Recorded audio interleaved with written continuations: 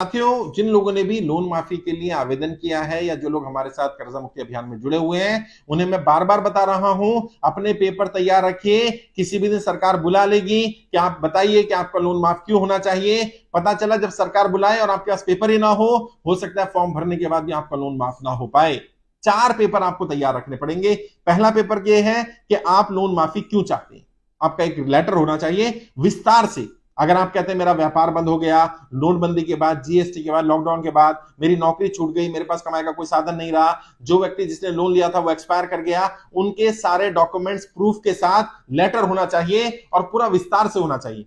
बताना पहले दिन से क्या घटना घटी, आपका काम ठीक चल रहा था, फिर ये समस्या आई, फिर ये समस्या आई, फिर ये समस्या आई, ताकि आपके पास डिटेल रहेगा, सरकार के पास वो डिटेल जाएगी, उसकी कॉपी आपके पास भी रहेगी। तो सरकार को अगर बुलाना होगा 2 मिनट 1 मिनट में आपने अपनी बात रखनी होगी, आप अपनी बात रख पाएंगे। उनके पास जब डिटेल में चीज चली जाएगी तो अधिकारी जब पढ़ेंगे और जिसका केस जेन्युइन लगा उसका यकीन मानिए सरकार को कर्जा माफ करना पड़ेगा। अगर सरकार को आपके तर्क सॉलिड लगे, अगर कर्जा फिर भी सरकार माफ नहीं करती है तो कोर्ट आपकी फेवर में निर्णय ले सकता है कि सरकार की गलत नीतियों के कारण अगर व्यक्ति कर्जे की दलदल में फंसा और यह साबित कर रहा है तो जिम्मेदारी सरकार की बनती है, इस व्यक्ति की जिम्मेदारी नहीं बनती है। तो पहला डॉक्यूमेंट आपका पूरा लेटर, आप कैसे कर्जे की दलदल में फंसे, क्या क्या समस्या आई और आप क्यों चाहते हैं आपको लोन माफ किया जाए या आपको लोन माफ हो।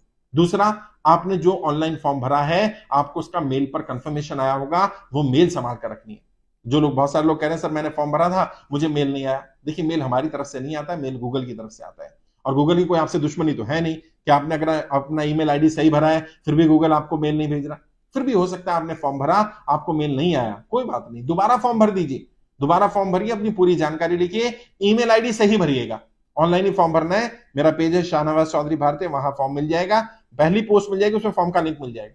वरना आप यहाँ मैसेंजर पर लिख सकते हैं मुझे फॉर्म चाहिए कर्जा मुक्ति का, आपको ऑटो रिप्लाई में आ जाएगा तुरंत और आप फॉर्म भर सकते हैं। आप किसी से भरवा भी सकते हैं, आप कमेंट बॉक्स में लिख सकते हैं मुझे फॉर्म चाहिए, हमारी टीम आपको हेल्प कर देगी, बहुत सारे साथी हैं जो हेल्प कर देंगे।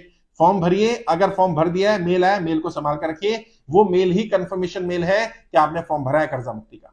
अगर मेल नहीं आया जैसे मैंने कहा तो दोबारा फॉर्म भर दीजिए। आप जितनी मर्जी बार भर सकते हैं, कोशिश करें एक बार से ज्यादा ना भरें, लेकिन 2-3 बार अगर भरना चाहें भर दीजिए। जब तक कंफर्मेशन मेल ना आए तब तक ये साबित नहीं होगा कि आपका फॉर्म जमा हुआ है, आपने मेल फॉर्म का वो मेल अपने पास रखना रिकॉर्ड में कि आपको मेल आ गया।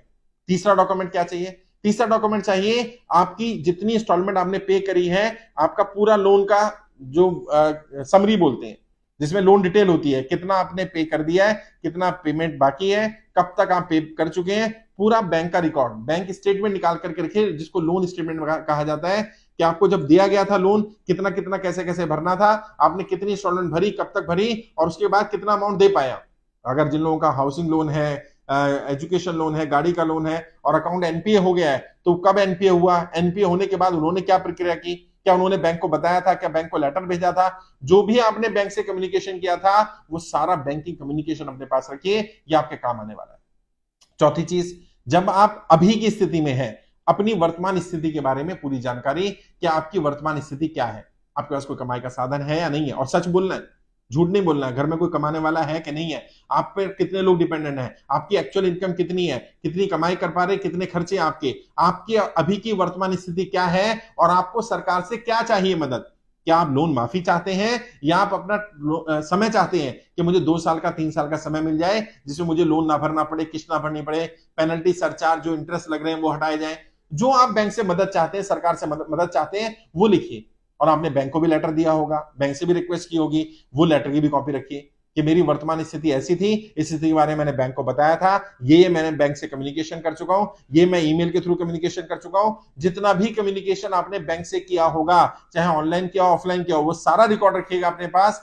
जब ये चारों चीजें आपकी होंगी, आपका केस मजबूत बनेगा। सरकार जब भी लोन माफी के लिए बुलाएगी, ये चारों चीजें देखी जाएंगी, तो ये चारों चीजें आपके केस को मजबूत करेंगी।